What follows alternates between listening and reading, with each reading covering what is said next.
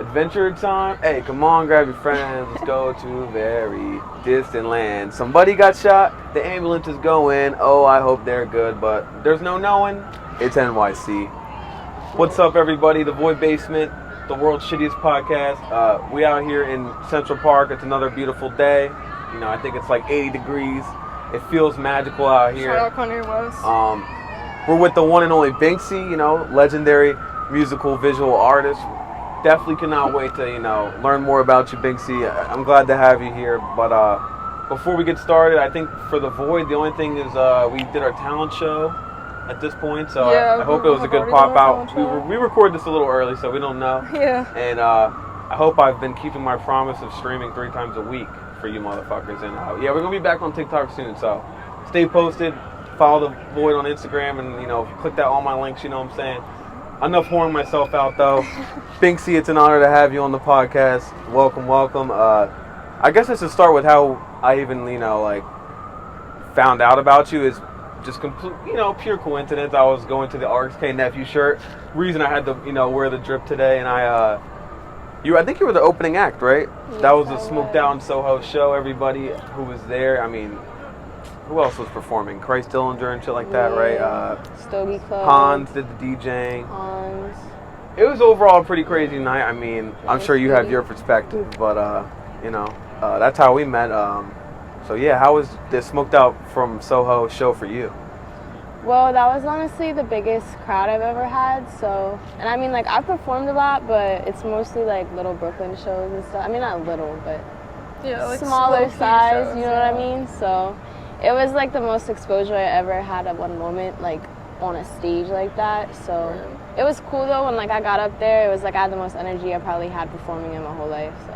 I remember your performance, so the way Smoked Out from Soho works, I'll just give my perspective as a viewer. I had never been to New York City, I'll be honest. So I'm like, oh shit, this is about to be crazy as fuck. We pull up, we ate at some of the craziest food ever. We went to this place called Funny Barbecue, and they put us in a Hello Kitty graphic room. Everything was Hello Kitty. They were Party of 6. Yeah, basement. it was wild. So just starting my day with that, I'm high as a fucking kite because I'm it's Smoked Out from Soho. Obviously, you're smoking at Smoked Out from Soho. So we entered the building and it's just covered in stuffed animals. And come to find out, one of the stage arts was actually made by you, which is cool. How did that come to be?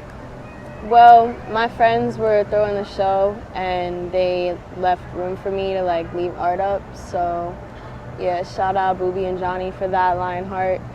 But yeah, I basically just had 10 days to really get a couple canvases done. I already had some ready, but I made the one that was in the middle, the street sign. I made that the night before. Damn. Whoa. Yeah, that was on some spontaneous random. And for your performance, how did you feel going into it? Because you said you did small shows, right? So did you have a pre-recorded set planned, or was it kind of free ball, just letting it hang? I usually have my sets planned out because I like to know what I'm expecting. It helps me perform better, so I'm not as focused on thinking about lyrics and stuff, and more how can I connect with the crowd. So I always have my order usually set. I mean, there's been shows where things got mixed up and I handled it, but yeah, sometimes you just gotta go with it. Yeah. What is a Binksy practice like? Do you practice your sets the whole way through, maybe song by song? So depending on if I'm putting my set together or not, if I'm putting it together myself, I usually just kind of sing along to it in my head as I'm editing it, in the production side. Okay. But honestly, I just play it in my headphones all the time. I don't really practice sing as much as I should. That's one thing I'm working on, but it does get stale. Yeah. Whenever I perform, I notice the more and more I feel I'm gonna practice too much and almost kind of sound robotic in a way, because you still want that natural kind of flow with it. So that's definitely something I can expect. And so how did the show go for you? In terms of your performance, you think you did well? Yeah, I was definitely nervous, but once I got on stage, I was oh, I know what I'm doing. I've been here before, And you've done shows since? Yeah. No, that was actually the last time I performed. Tonight's my debut back. Yeah, guys, just FYI, if you're in New York, bro, she's about to fucking kill. Isn't it Vibes Fest, right? Or Loud? VibeCon 3. Shout out Baby 3. Godlight. Yeah. That shit is going to be turn, yo. I'm trying to make it there. I really got to make it there. I got to see Binksy perform. Because what I remember from your performance was, one, the venue was very Binksy in like style in a way, because I mean there's like all these different like stuffed animals on a wall, then you got your own art literally on the stage, so it was definitely on some shit, like, and I felt like you was killing the songs, like, back to, I mean, I think there was one little break in if I'm trying to scramble my brain, it's been like, when was that, like a few months ago, That maybe? was January. January, It's oh August. fuck. Yeah, it was cold out, wasn't it? Yeah, It was brick. Yeah. But it was warm in there, y'all. The smoke, and by the way, that was one thing that definitely made your performance way better. Everybody, like, It was like a fuck dude, machine. you couldn't even see. You could only see Yeah. Binksy, We to were be all honest. baked as That fuck made waiting me for happy. something to Binksy. happen, and then Binksy comes on stage, and I'm like, oh The shit. clouds come up. Like, bro, I was so Yeah. fucking high. You said you've done. I mean, you helped with the second one too, right? How did that go? I didn't help. This was just my friend. I mean, I helped a little. Like, I made the flyer and stuff, but that was honestly like all Booby and Lionheart and. Booby's a guy, man. He was emceeing that show so fucking, like, his way of like kind of like keeping the crowd hype was very unique and hype. Like, from Jersey, no one in Jersey does it like Booby, bro. I swear. Yeah, Lionheart did a lot too. Like, they really put a lot of effort and thought into that, and And I don't know. It was just cool. Like, it was just. I never thought I'd be on stage with some of the people I've been on stage with because of them. So it's like cool. And the way that, like, I feel like you know, like, shows like that even go, it's way different out here. Like, the flow of a show is so different. Yeah. Like, shout out to my man Hans, who will be on the show too, by the way, guys. Facts. He was carrying with the Spoilers. DJing, bro. His playlist was going.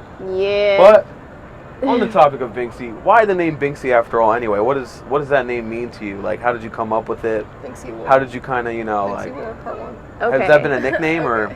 So when I was leaving my hometown, I was like, I was tired of like the name I had. Like, it was just like too many bad things were attached to that name and like bad experiences. So I was like, if I'm gonna go be an artist somewhere, I want to like start over. Like, I want to be able to do this my way. Like, I want to be able to like set the standards, right? So Dang, you were kind of like getting like fucking industry plant vibes, like. No, it was just more of like, hey, like, I don't wanna be so attached to a name anymore that like I went through a lot under. Yeah, so I was sometimes like, you need to just turn the Yeah. Oh, I quick. can see what you're saying. So yeah, like, it's the same way. It's like, I'm trying to think of what rapper did that. Like, Snoop Dogg becomes Snoop Lion. yeah, it's like I didn't want to like not be who I was, but I was ready to like start something new. So I just needed a new name, like Sometimes a new you just place. need to be a new version, yeah. you know? And I Pretty guess much. Binksy's a very cool name. That definitely looks good on a flyer too. Like, Yeah. it's fun. For me, Big Mac is the same way. It's like, if it's fun to say, like, when my grandma gave me my name, no cap. Like, I was in second grade and we used to go buy fucking, you know, she used to roll her own cigarettes, you know, shout out smoking, you know what I'm saying? And when we would always go, she would always stop at McDick's and like I would always get a Big Mac, so she just started calling me Big Mac. And then like once my friends found out about that, they clowned me so hard it just became my name. But like, did Binksy just pop up in your head type deal, or? So my friend got a kitten from her boyfriend, and like it came with the name Binks after the movie Hocus Oh, Pocus. that's so cool. And it was a black cat, and I've owned like 2 black cats. I Shout still out have to one back home with my dad and like stepmom.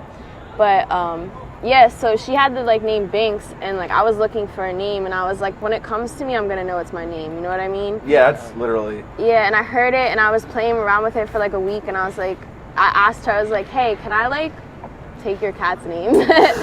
And she was like, I don't give a fuck. And I was like, That'd be alright. something to be. That would be something that if you were genuinely petty about that, it's like, Yeah, come on. it's a cat. Yeah. Come on. I just felt like I had to like ask her just to Yeah. be polite. No. Yeah. Definitely, you did the right thing. Yeah. And for those watching, Binksy's also a past rat mom. So shout out to the rat owners. Shout out Rat fan. I was babysitting rats.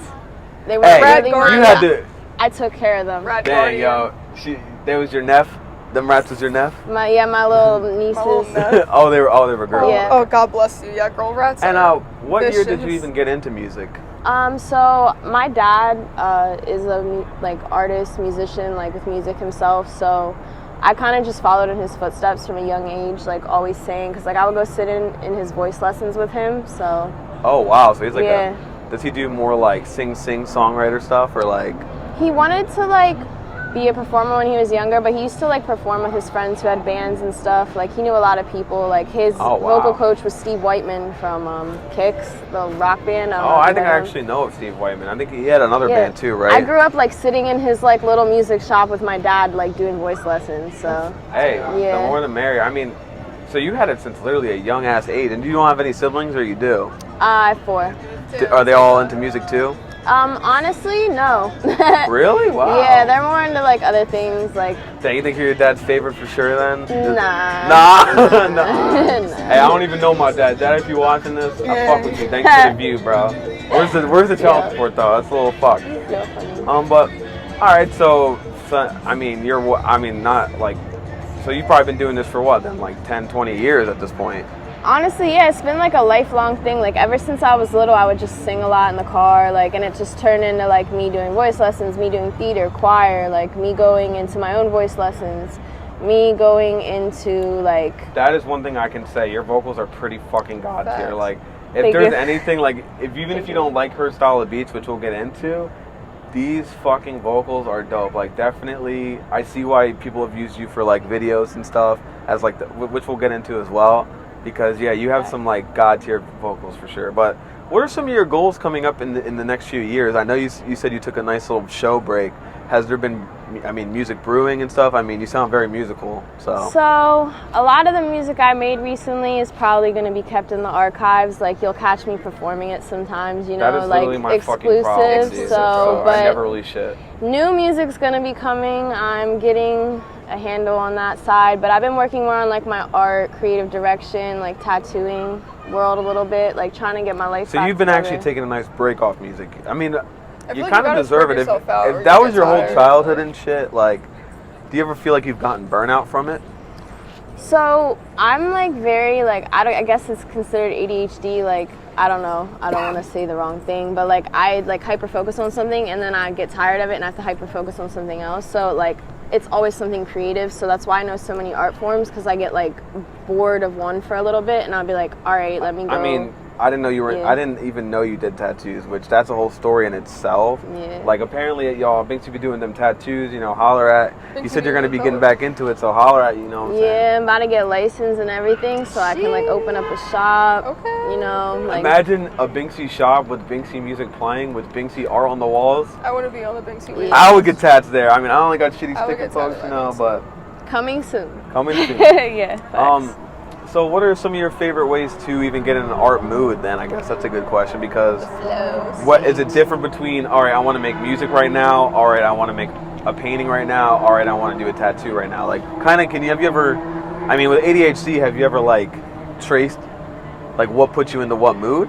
So honestly, I base my different arts off different emotions. So it's like music's more of my therapy side of the art realm, you know, like tattoos are more of like helpful, because like tattoos are kind of like spiritual in a way, so like I help people with that. Yeah, you kind of are forced to connect with a person when you like tattoo them. People come to get healed a little bit, like they're like the pain feels good. I have friends like that for sure, where they're literally like, you know, shout out to you, Kate, if you're watching this, but I mean, that's one of my friends. She's about to have about 20 tattoos, and I'm like, I know her life story, and I'm like, dang, I see why you get these tattoos. Like, in a way, it is a nice like connection kind of thing.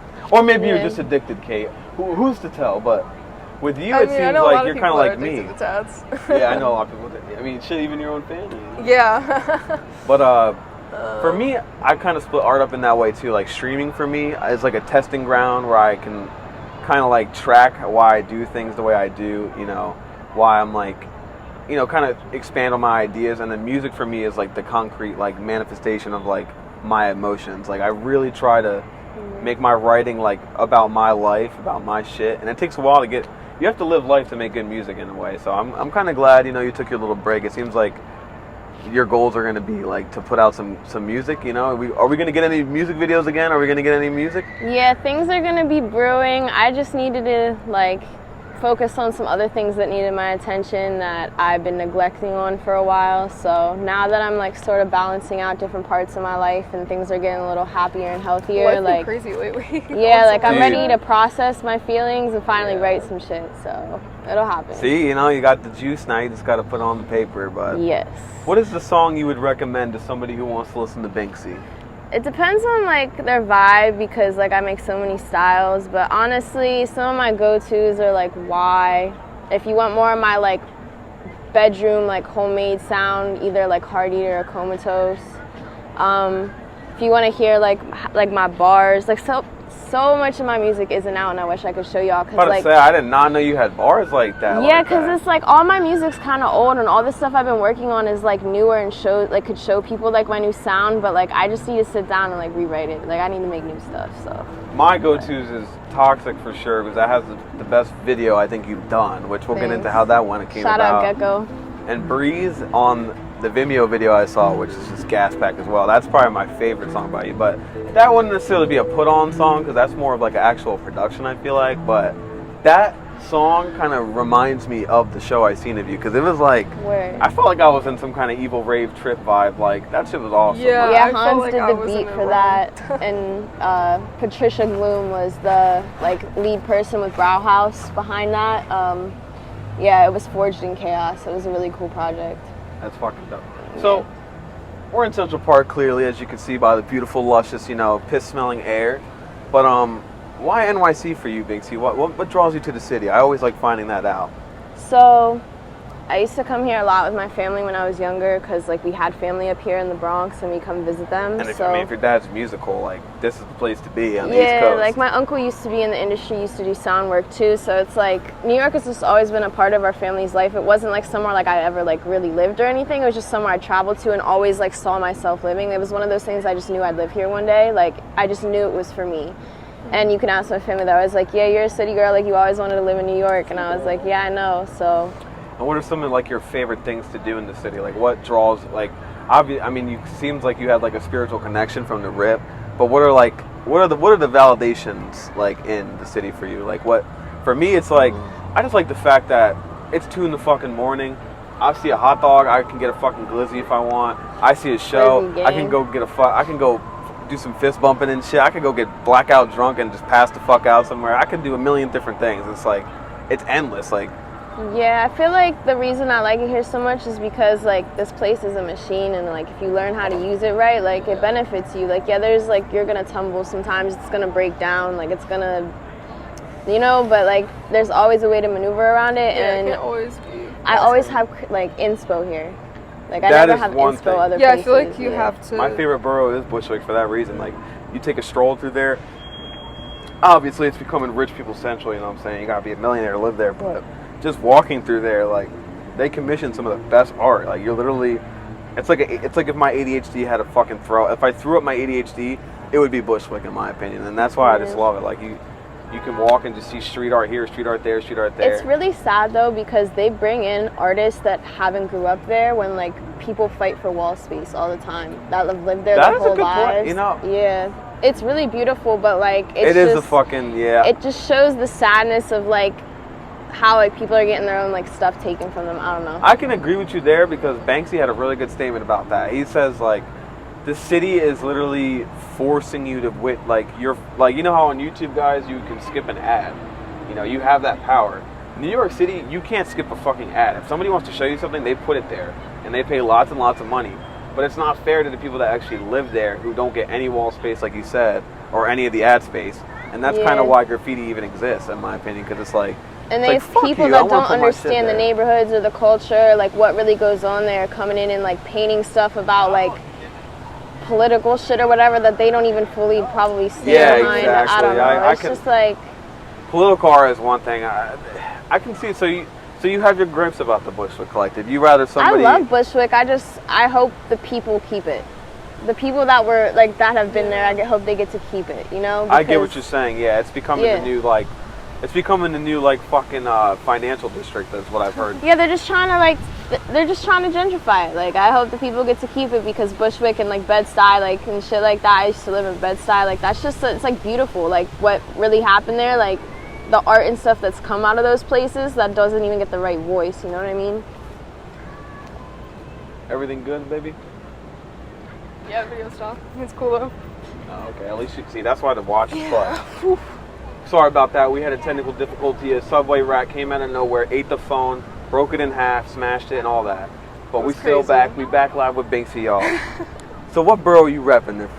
You know, you said a lot of different names. What borough is Binksy vibes to you?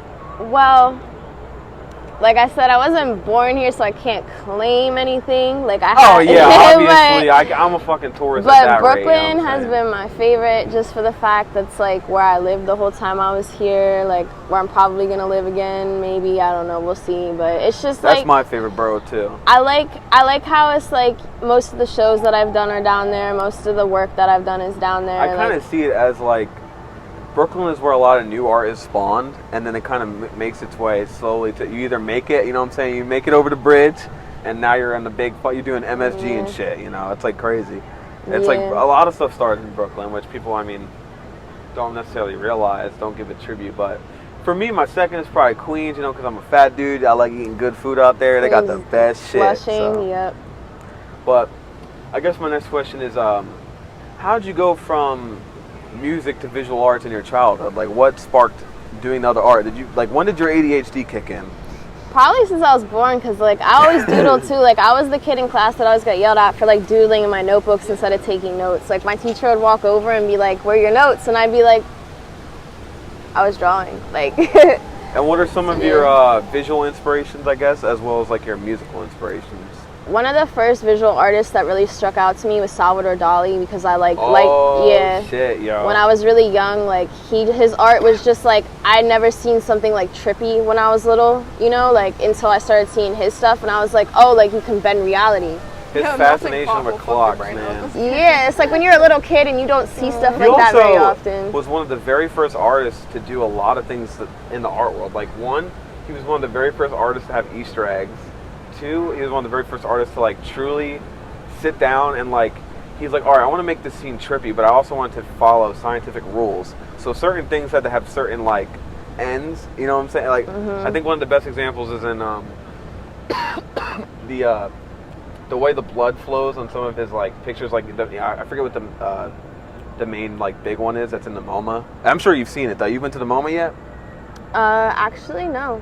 What you got? It's so worth it. You can go for free too. Getting fried before you go in. Definitely get fried. Definitely. Pull up to the Salvador Dali in real life. It is trippy how small it is. Like that's what's really impressive. Like this dude made such a like iconic image on something like as big as a phone. Yeah, it's like postcard. That's crazy. Yeah, like you know the main like one with the big rock. That shit is as big as a phone. There's one that's like an elephant or a giraffe. I forget. I think I've seen that in like passing. Yeah, it's like, I don't know if that one's there. He like, I don't know his pieces by name, but like he was just one of the first people I saw and was like, oh, like I could do stuff like that. Like. And how about in the music scene?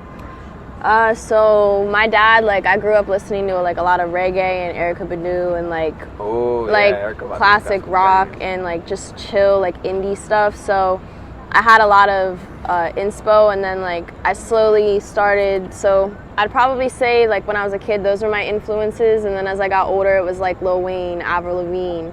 Like they shaped me in middle school really hard, and people like King Krul right now is a huge influence. Whoa, King Krul, wow. Yeah, Corbin, like Spooky Black. Shout out Corbin. Yeah, shout out Corbin. Yeah. Young Thug, Kid Cudi, man, X, Rolling shout out Loud X. Crowd. What the fuck y'all doing, by the way, yo? Yeah. X is a goat too. Like, they be killing the worst people, man. I swear to God. Literally. These fucking criminals, bro. But hey, he was one of my favorites. I guess I'll ask you this now. What is some of your favorite like what makes an ideal show for you, like as an artist? Because we obviously throw shows here at the Void, so we always like to ask every artist we have, like, what would be the best show for you, like as an artist? Like, what do you need, you know, for a good venue? Like, what makes a good venue for you? Honestly, you can turn any space into a good venue if you have the right people in it. So it's more about how I connect with the crowd. So it's like I could have two exact same shows with like about the same amount of people, but like if one crowd has a certain energy that's way better than the other crowd, like, does that make sense? Like, I follow crowds, like how it makes me feel, because it's an energy transaction between me on stage and them down there. If you're not feeling it or they're not feeling it, you can feel it. So it's like it could be a 5-person crowd or like a couple thousand people crowd, but like it just all depends on the energy they throw off. You definitely want people there to see Binksy. You don't just want to. Would you say that you you don't necessarily always want to try to earn the approval of randoms. Like, you kind of want people that are in your type of headspace, your type of scene. So I like make music so people can understand me a little bit better because, like, I don't know, I feel like people, like, really don't. Oh, that actually makes a lot more sense. Yeah, so it's like when I'm on stage, it's actually, I get nervous to this day still because it's like me showing, like, me trying to actually communicate the best way I can communicate. I feel like you're very music. vulnerable when you're on stage, especially, like, alone. Like, yeah. it's and just like, you, so you're like, I would tweak. That's yeah, and why I be doing, like, kind of sad music sometimes, so it's like, it just really be like, once you connect with the people, like, they really feel you. It's like, if I don't get that, like, connection, it's like they didn't understand. You know what I mean? Like, I don't know. Dang, that's powerful shit, yo. Hey, this is Binksy, y'all. You better hit that fucking link script, bro. Yeah. We fucking do I this shit have to out follow here. Binksy Core. I guess I'll get into now how some of your projects have come together that have been released. Clearly, we obviously know now that there is a hard drive with just gas pack in it, straight fire, that we need to get. Stupid. But how did things like the Breeze video come to be? Like, getting your music for that? Because that video is insane, and it's almost 30,000 views. Like, that's just popping off, yo. Yeah, so the Forged in Chaos was casted, or Patricia Gloom from Brauhaus. I was brought to her by my, like, friend and work partner, I guess you could call him, JT. And basically, kind of like a manager kind of vibe in a way. Or yeah, like a mentor, you know, like somebody who had, like, a good vision for me, you know. So, like, he introduced us, and, like, Patricia was, like, looking for somebody to make music for this one part of her video, and JT brought me and Hans around her, and we played music. Yeah. She was like, I believe in the vision, I see it, and we just me and Hans created that song. For that video? Yeah, like, so we watched the video and sculpted it. Yeah, I was trying to find that song, just, like, out. Like, is that ever... I don't want to say yes, and I don't want to say no. Okay, so, hey, it's Easter egg. It might be. We don't know. But, might never know. and then how did It's like a little game. the Toxic video come out? How did that come to be? I linked up with this guy named Gecko behind the lens, shout out. And he just, I don't know, most people out here just, like, we meet at a show or something, and they're like, you're cool, let's work, and then we do something, and that's just one of the good things that came out of that, you know what I mean? Like, see, is that maybe one of the reasons you fuck with New York so hard? That's one of the reasons the amount of people that just want to work here is, like, great. Like, this city is like a machine, like you were saying. Like, it truly, like, if you let it run you and you work with it, like, you get your production is way quicker, everything's way faster here, like, in terms of actually shelling out work. And do you think maybe dipping from the city for a bit is kind of what, like, maybe caused, like, the break from music in general, or, you know, just art in general, to pursue tattooing? Like, does it kind of, like, connect that way, or?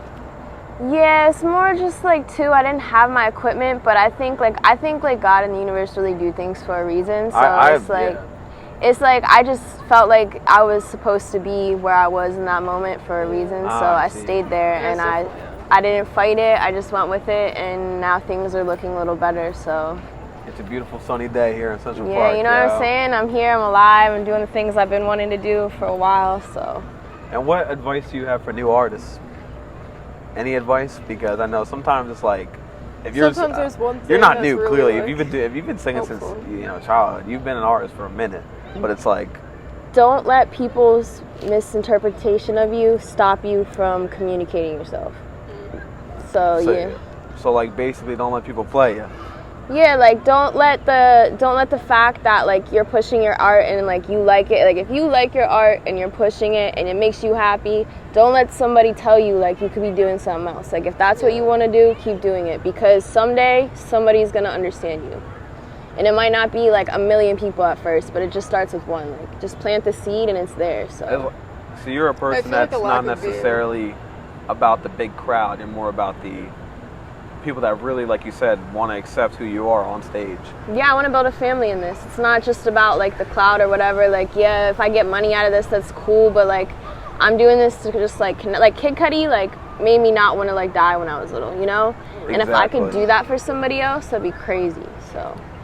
Well, shit, man. This has been a nice coast of a podcast. It's a beautiful day here in New York. I got, like, one last question. I just want to know, like, what is your beat selection process? I remember you telling me you make beats. Do you have like a recording? Like what is how does something get, like, how do you start writing to something? Like, what is the process to pick your instrumentals? So, a big influence for me on beats is like Jay Dilla, for the fact that he doesn't really quantize. It's more just like feel. Yeah, So, like jazz beats in a way. Yeah, so I'm not as good on the drums part of making beats, so I kind of stick to the more melodic parts, and I like use my voice as a part of the beat as well. But I honestly have not been working on like really good production. Most of the beats you've heard were made on a website called Soundtrap because I didn't have the right like equipment. So wow, I just started. Yes, Something Light was just made on Fruity Loops with my friend, and he really helped me a lot put together that song. But so it's not really about the beats for you. Like I said, guys, like the vocals are really your talent. Yeah. But yeah, yo, that's Binksy. Follow her on binxi on Instagram. You know what I'm saying? We'll have all my links with all your shit probably. You just send me whatever links you want. Plug whatever you want. The floor is yours. Let the world know on some Sean Evans shit. Shout out Hot Ones. Well, what you got going on? What you want to promote? Thank you for being my first podcast. This was cool. Hey. Y'all made this cool. Shout out Realm 27. I'm building a little world. I hope y'all join it. Shout out theVoidbasement. Shout out everybody who still watches me after all the crazy stuff I've been putting y'all through. I got a magazine on the way. I got music on the way. I got visuals on the way. I got tattoos on the way. I don't know. Just stay in tune. Got a commission sleeve from Binksy. Okay. See? Story, you know? But hey, thank you for watching. Like I said before, I'll be streaming. You can catch me on Twitch. All my links, all that stupid shit. I'm also going to be trying to do more TikToks and other just random videos. All right, so just follow us on Instagram for like the main bulletin board if you really give a fuck. If not, you can just figure it the fuck out and go somewhere else. I mean, we don't give a fuck. This is the shittiest podcast. All right, have a nice day. We love you. Peace.